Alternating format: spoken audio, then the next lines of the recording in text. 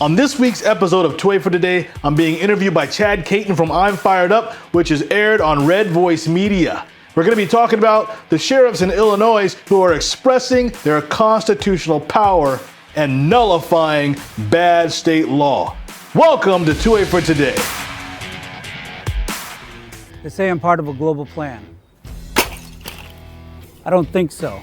It's too hot, it's too cold. You know what? The weather changes. Here's the news, Dad. Nope. It's hard to tell what's real and what's fake these days.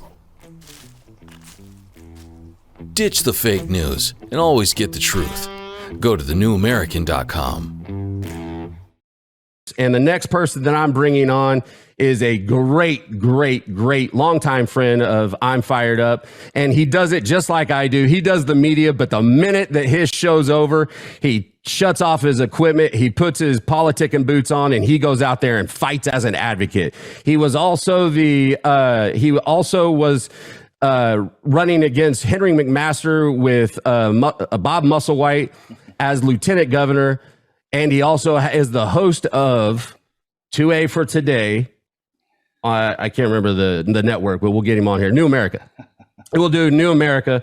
And he is also a great friend, and he's a huge voice here in South Carolina. And I don't know a better way to do it than to run cut 3. Or he's there. Either way. So, let me run cut 3 so people get an idea of what you're about, dog. Okay. So in 244 years, if you calculate all the casualties of every single war, including Iraq, that the U.S. has been in, it's like 1.4 million deaths, a little bit more than that. So Roe versus Wade happens in 1973.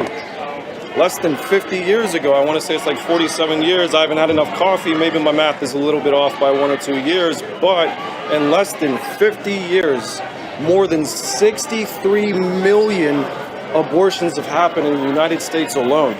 That's more than 98% of casualties for American lives taken. So, them over there, look at them, right? If that sign says protect kids, not guns, the other one says how is this pro-life, you're talking about 98% more death. Abortion is better at taking lives than war. What are we doing? What are you? They're all female that hold them, and I bet you they've all had abortions. So what are you arguing about? What are you even saying?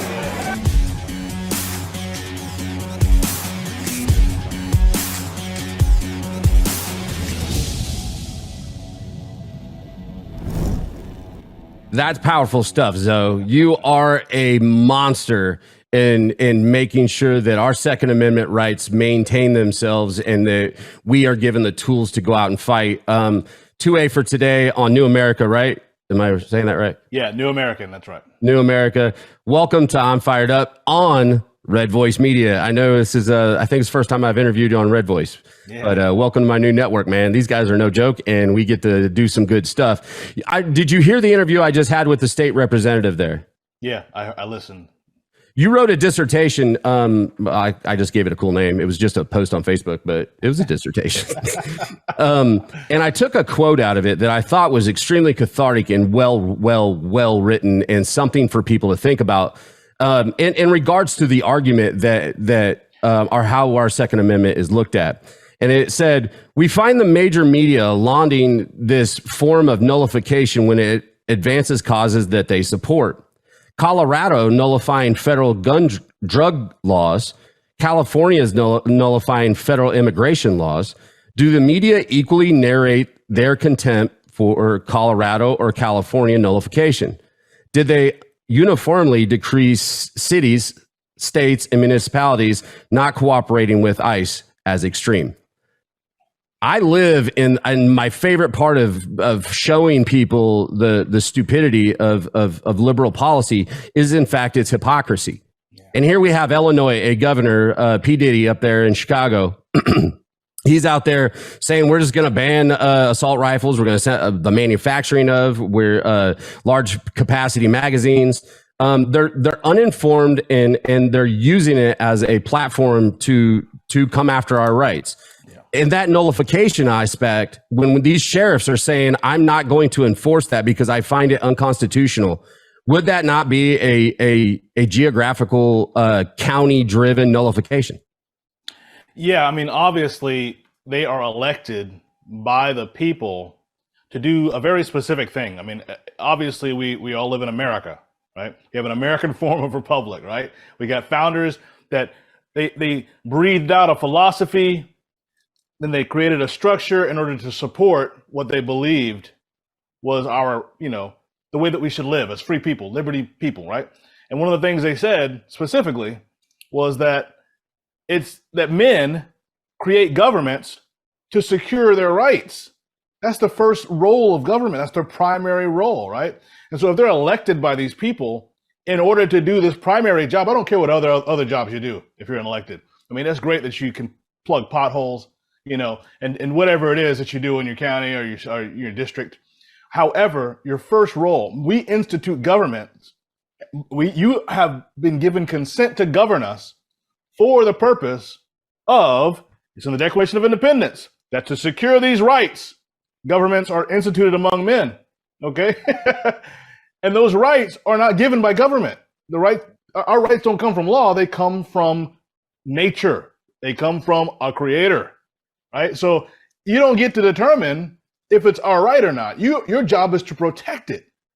And if people are violating other people, then you need to go take them and tie them up and put them in jail because they are trespassing our rights. And that's why we got you in place, to protect and secure our ability to have life, liberty, pursuit of happiness, First Amendment, Second Amendment. I mean, even the Ninth Amendment goes as far as saying, there are some rights that are not elucidated in this document. Some things that are in this document, some things that are not in this document are going to be rights that are protected because they come from their creator. We didn't write down every right that you could possibly have.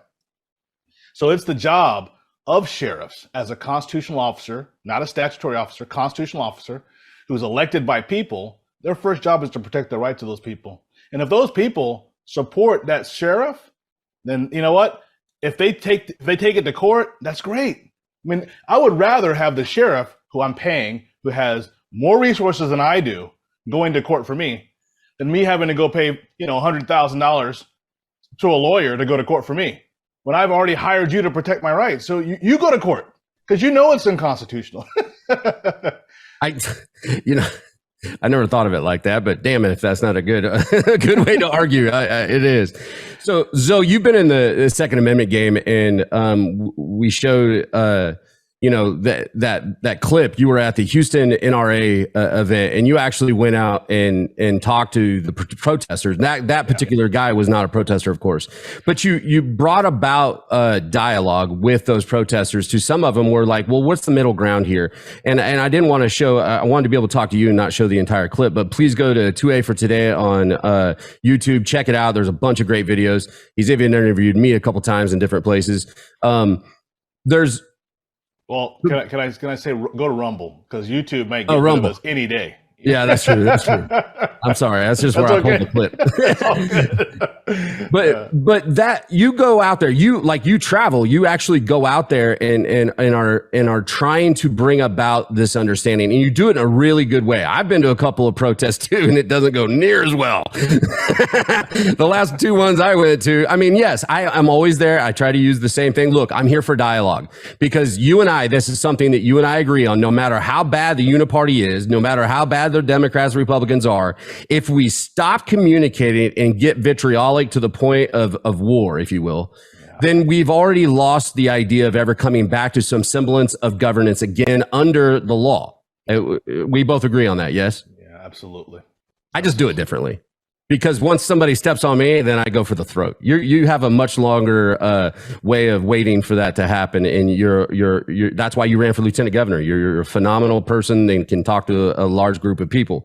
But where we are in this country, and I look at the tone deafness of a governor out of Illinois that lives, breeds, does all of his stuff in Chicago. And his whole concept of this gun ban is based on you heard the congressman in the last segment saying that what these sheriffs are doing are going to cause more mass shootings.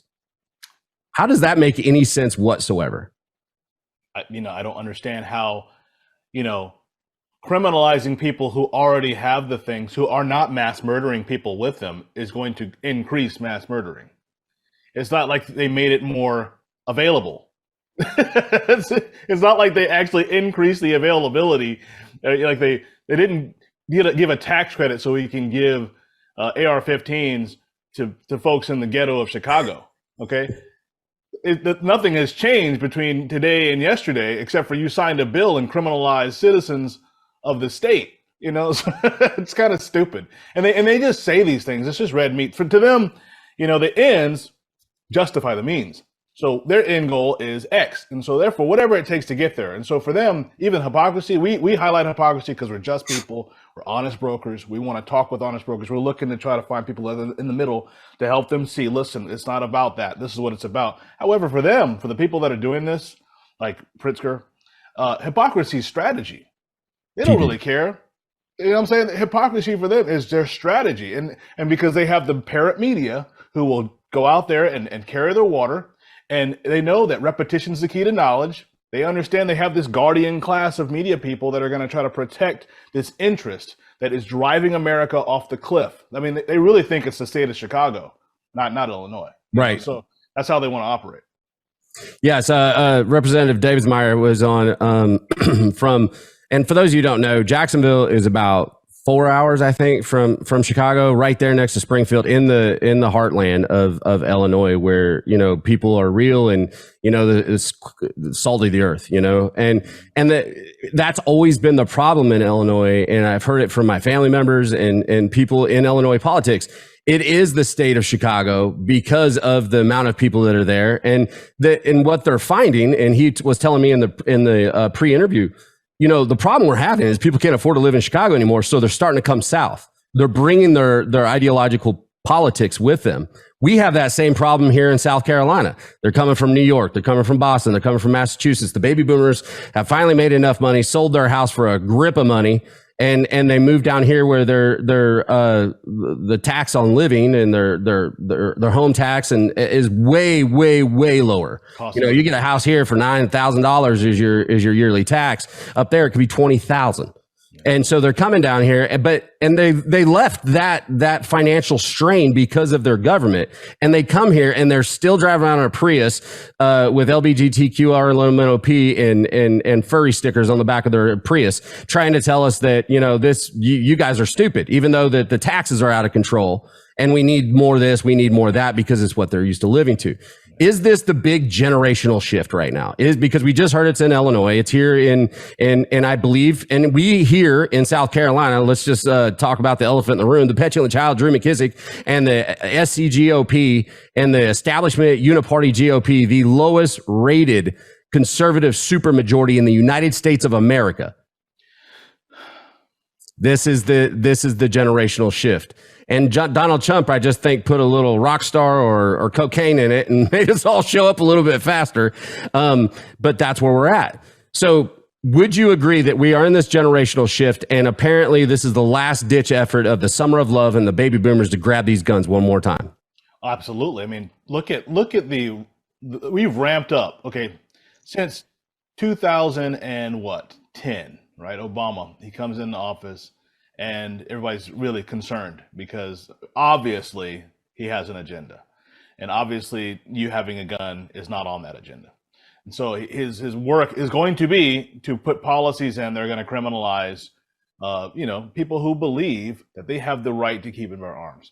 And it just amplifies there. Anybody who's in office as Democrat continues this echo, and it gets larger and larger. So what you find is that for 200 years, there was only like one state, okay, that was constitutional carry. It was Vermont, right?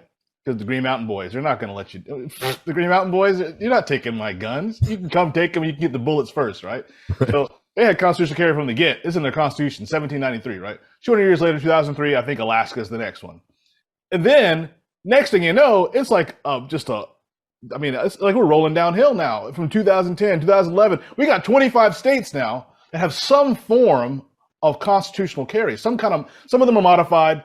Some of them you can open carry without permit, or some of them you can conceal carry without permit, but then you have to get a permit for the other. You know, it's kind of weird. I don't know what the logic is. They were just trying to satisfy someone, I think. But the idea still is that 25 of half of the country now, okay, has said, you know what?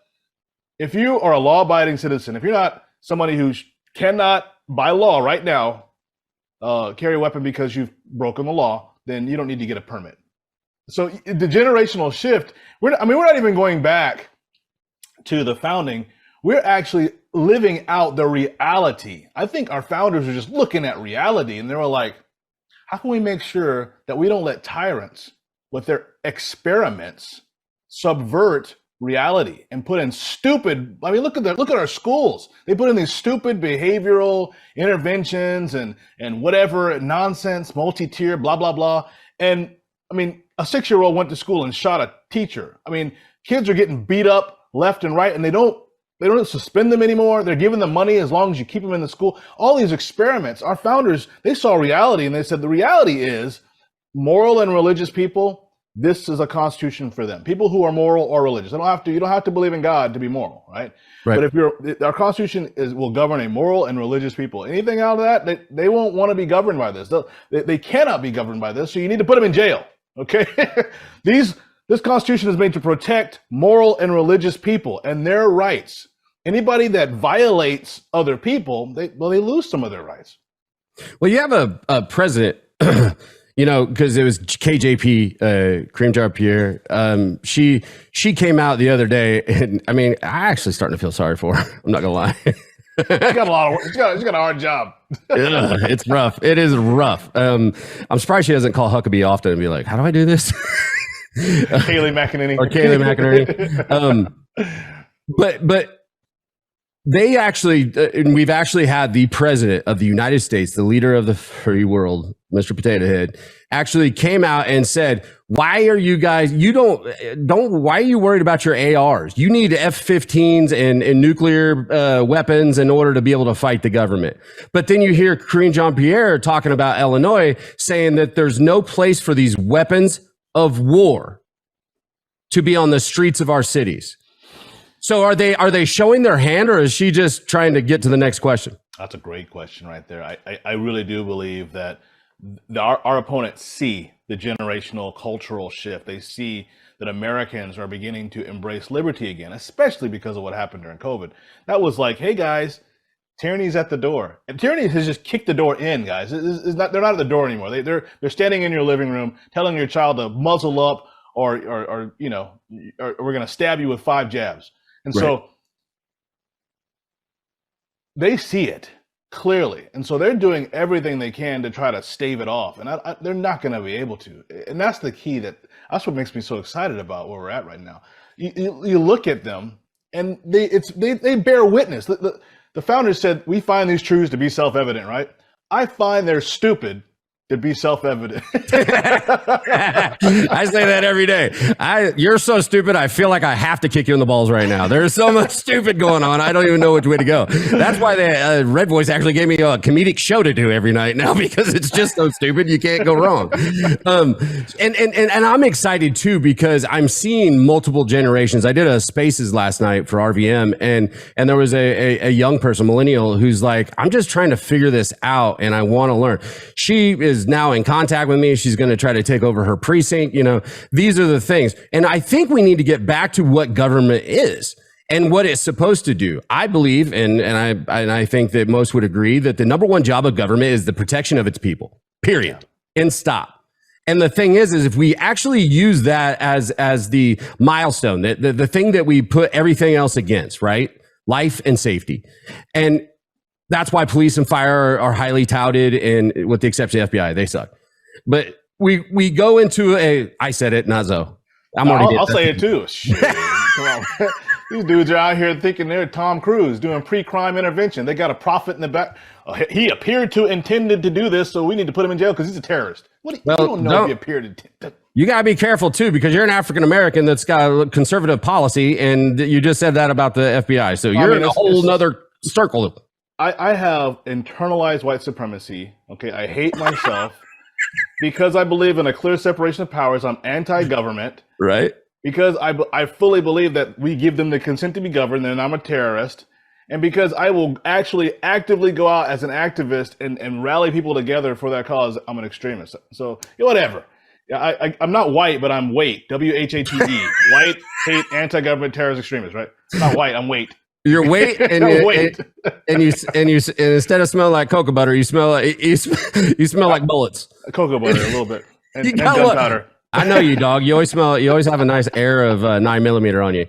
And that being said, we go out there and we are fighting this government the way we are. And for all of you that are watching right now, go to my premium after this, because I'm bringing the illustrious Zoe Warren. We're going to talk about politics, not so much just about guns, but the politics of what's going on in your local area, because you know I'm hyper local and I'm all about that. So make sure you go to our premium after this and subscribe, because this is going to be unfiltered. And I'm going to start calling my subscription stuff like political porn, because we just let it fly. Right. So, I mean, you have to subscribe to it. Yeah. You know, I didn't know it was going to be that kind of video, bro. I'm sorry. Your agent just screwed you. So coming back to this gun thing, we find ourselves and we have some really good sayings in the Bill of Rights and the Constitution, you know, the life pursuit of happiness, things like that. And it seems like in the Uniparty, and especially the Democrats, they are literally just stomping all over every aspect of the Constitution. Why is it the Constitution seems like it's living and breathing to us that are the flag waving, apple pie eating, 4th of July loving folks, in comparison to the people we have found ourselves to be in leadership, or for that matter, in positions of authority over us? Well, let me make sure I understand your question. We have there's a distinction between like what we believe about how we should live and what the people who we have given an exalted position to rule. Is that kind of what you're saying? Kinda, yeah. That's pretty much what I'm saying. Okay. Well, one of the things is there is a movement to change the type of government we have. We have a government with very clear separation of powers, and most of the folks, they don't like that. We have an inefficient government for a reason, because it's an impediment to despotism. The slower that tyrannical government can move, that we slow it down to the speed of justice, because justice is really slow. Look at the election stuff. You can do tyranny like that, and then you just got to go along with it and play make-believe, like we got a legitimate president. However, justice goes really slow. And if they're able to corrupt justice, then you may not ever get it. Justice delayed is justice denied, right? And absolutely. But they really want to change the form of government by removing some of those separation of powers that slows government down, which increases tyranny. And for them, to their credit, they just want a more efficient government. I mean, I could say it, like that. I could give them the benefit of the doubt.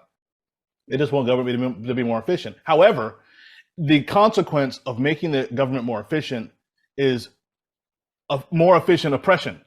You can actually oppress people more, and they don't calculate that into their making government more efficient.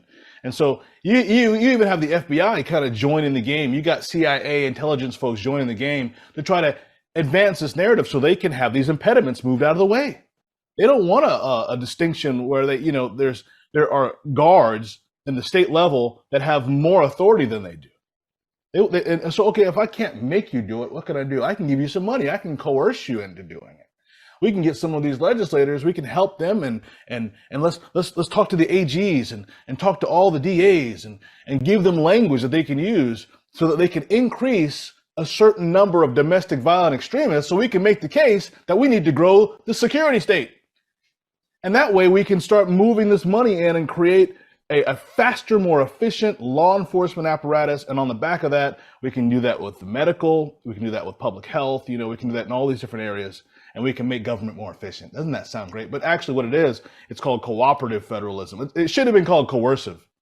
We have a dual federal republic. They want us to have a cooperative federal one, where it's like marble cake, not layer cake, where my son is in the living room playing the video games, and Joe Biden can say, Skylar Warren, I don't think he should be able to play that game anymore. And some corporation will be able to stop them from playing that game. And if we resist, then they can send the law enforcement in to make us not play that game because they have so embedded themselves into our local community. And the FBI, all those guys are in with it. They have taken our founding documents and they call some of the text extremist for that very reason. They say, if you believe in these things that are written in these texts that are the spirit of America, then you are an extremist.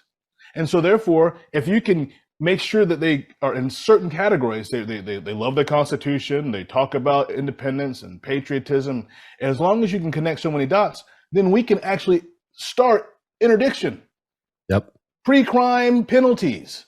It's like thought criminals. I mean, we need to learn the newspeak. We're in 1984. Holy crap! I'd be in prison. Like as soon as I wake up, my brain would be like, "We're gonna do." It is what it is. But I wanna bring up a image before we close out, and it's powerful because we talk about the nomenclature, right, of a specific firearm, that of the AR-15, the weapon of war. Did you like that? War.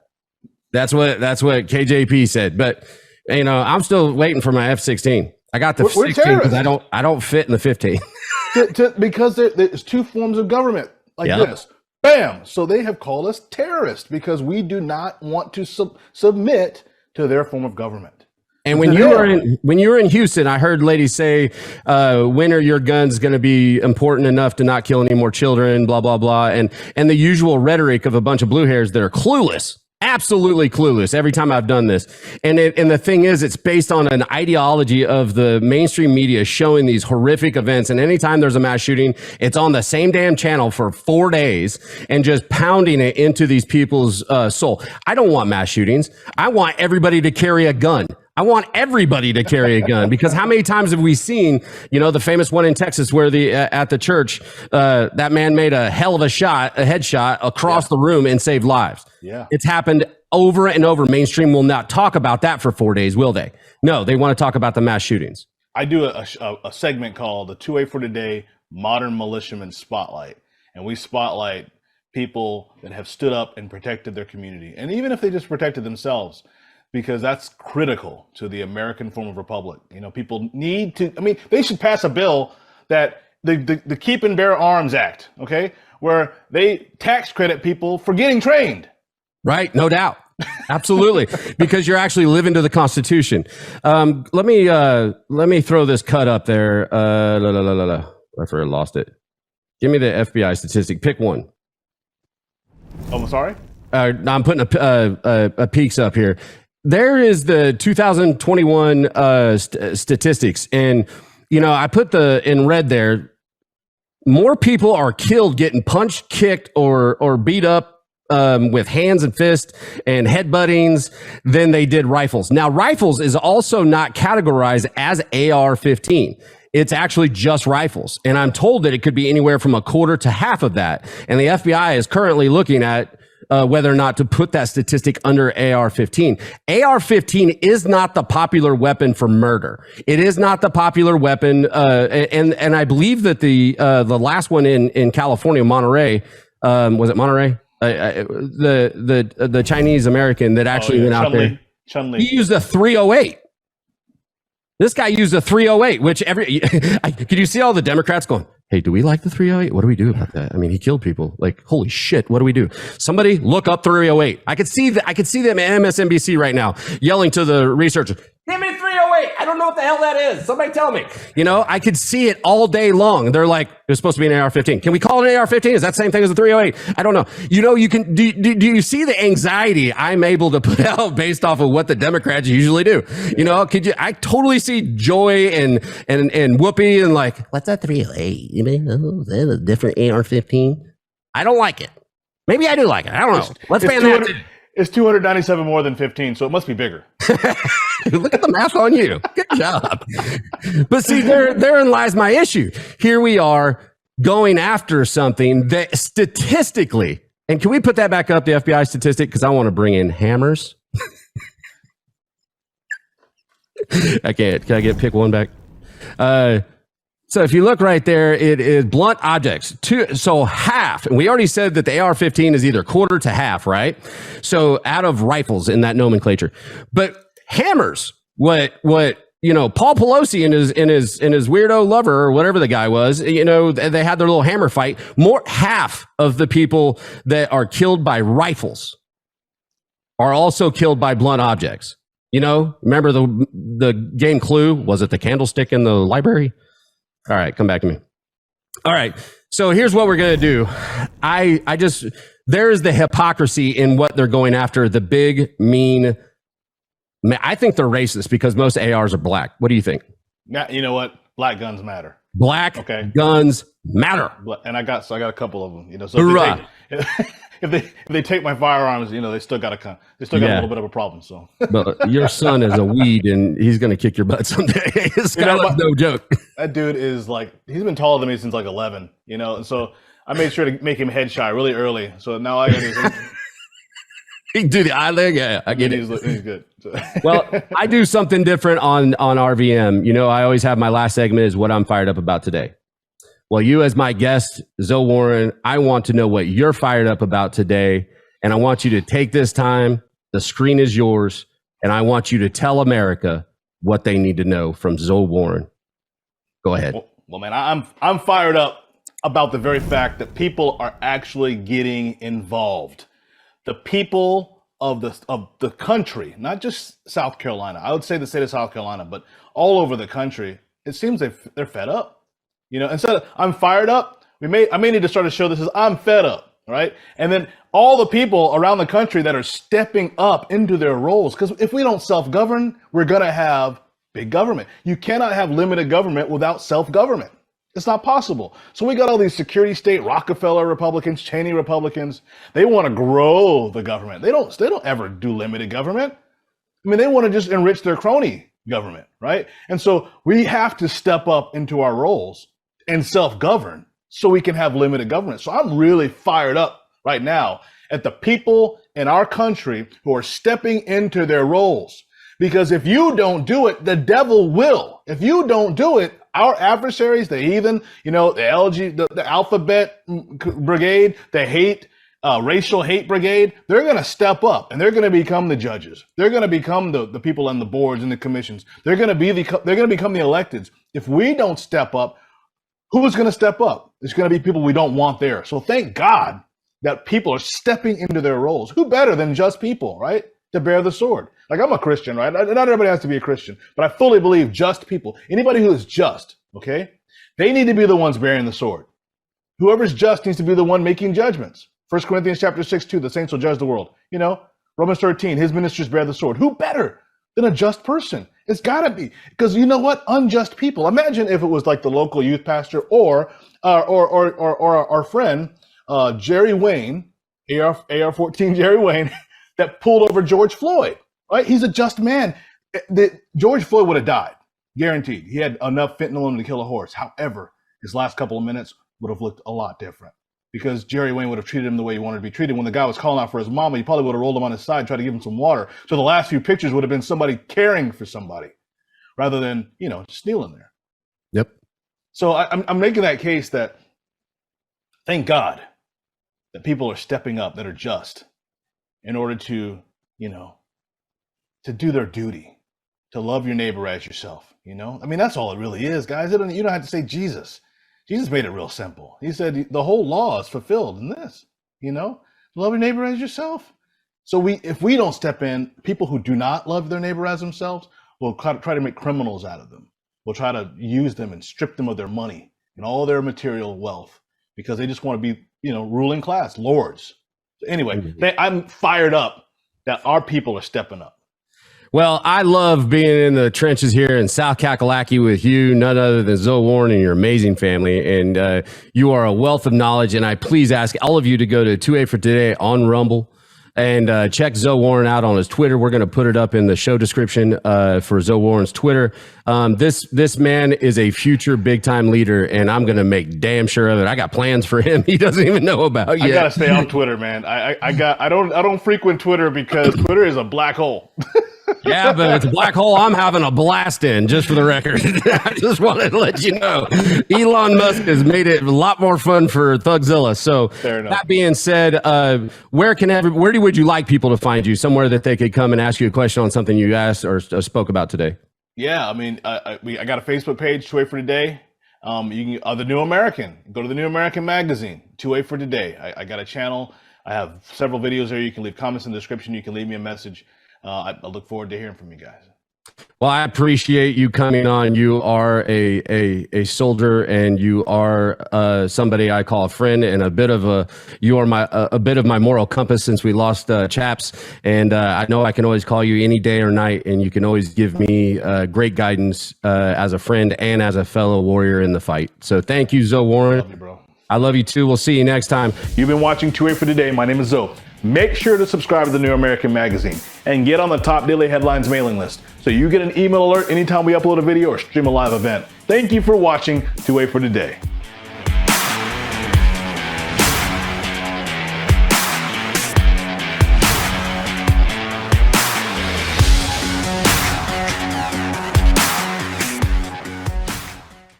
Sophia paused before the door. It read, Department of Bidigital Convergence. Just inside was a new world, a better world, the one of everlasting life, of no pain, of no loss, of no problem. She entered the chamber and her surroundings changed. She saw around her an infinite field of waving golden grain surmounted by cloudless blue sky. The AI voice whispered gently in her mind, Welcome to the singularity. She couldn't see it and couldn't feel it, but her body had almost instantly been covered by a swarm of tiny gray multi-legged bots that melted through her clothes and into her skin. Not perceiving the nightmare, her eyes had already been consumed and the rest of her body was dissolving as the bots digested her flesh. She felt only a warmth suffusing her being. Drowsy, she drifted to sleep, and her last thought was one of panic. Would she ever wake? Could a nightmare vision like this be an outcome of the much-hyped transhumanist technological singularity? Enter the world of the future as illuminated by the experience of the past in Endgame, the new book by Dennis Barrett, the publisher of The New American magazine, and find out how the disastrous COVID pandemic response fits with the technocratic elite's thirst to create a transhumanist utopia.